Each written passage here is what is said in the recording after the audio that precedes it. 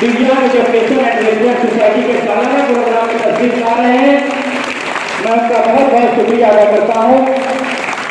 अंतर्राष्ट्रीय दिव्यांग दिन के उपलक्ष्य में यहाँ पे दिव्यांग वेलफेयर एजुकेशन सोसाइटी मालेगांव की तरफ से जो कार्यक्रम का आयोजन किया है, वो कार्यक्रम के मंच पे उपस्थित सभी लोगों को मेरा नमस्ते।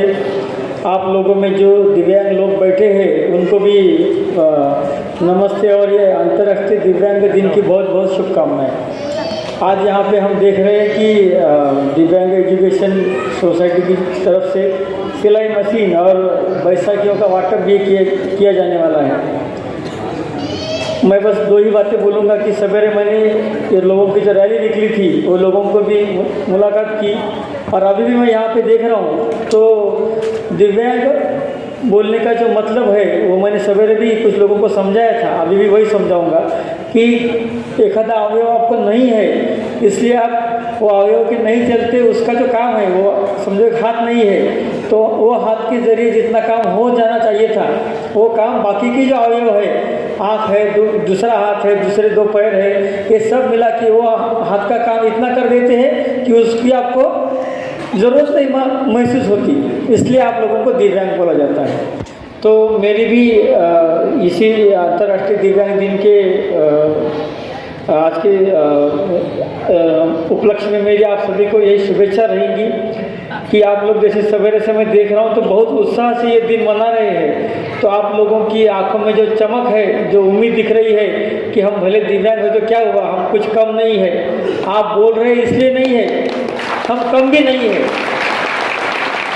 और उसके लिए मैं समाज के सभी जिम्मेदार लोगों को अपील करना चाहूँगा कि ये जो यहाँ पे संख्या है आए वाले लोगों की और इनकी जो ज़रूरतें हैं, इनका कुछ स्टडी करके आने वाले सालों में खाली सिलाई मशीन और इसके बैसाखी या इस पर ही न रुकते हुए और उनको कुछ फाइनेंशियल मदद करना है, कोई कारोबार खड़ा करना है। कारोबार बोले तो हर किसी को अंबानी बनने की ज़रूरत नहीं है, बराबर है ना। छोटा बड़ा भी कुछ और अपन कर सकते हैं। 2021 में कुछ नहीं कर सके तो 22 में करेंगे, 22 में नहीं कर सके तो 23 में करेंगे, मगर करना हर हाल में है, ये अपने को ठान लेना है। उसके लिए दिव्यांग सोसाइटी है, हम प्रशासन की तरफ से, पुलिस है, और भी जिसको लगता है कि अपनी जवाबदारी है तो वो लोग आगे आए। वो लोगों को भी हम ऐसे मंच पे अगले साल जो इसमें अच्छा काम कर रहे हैं सोसाइटी के लोगों को मेरी अपील रहेगी, वो लोगों का भी 2-4 लोगों का यहाँ पे आप सत्कार रखिए तो उनको देख के और 4 लोग इससे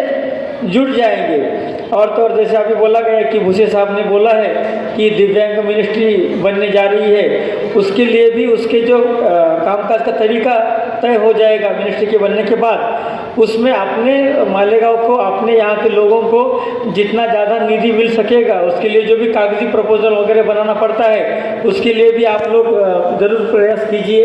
अपने वकील साहब उसमें उनकी लीगल गाइडेंस भी करेंगे, कुछ हमसे बनता है तो उसके लिए हम भी तैयार हैं।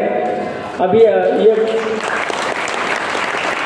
ये कार्यक्रम के लिए आप सभी लोगों को मैं फिर एक बार शुभेच्छा देता हूं और मैं यही मेरा बयान रुकाता हूं। जय हिंद, जय महाराष्ट्र।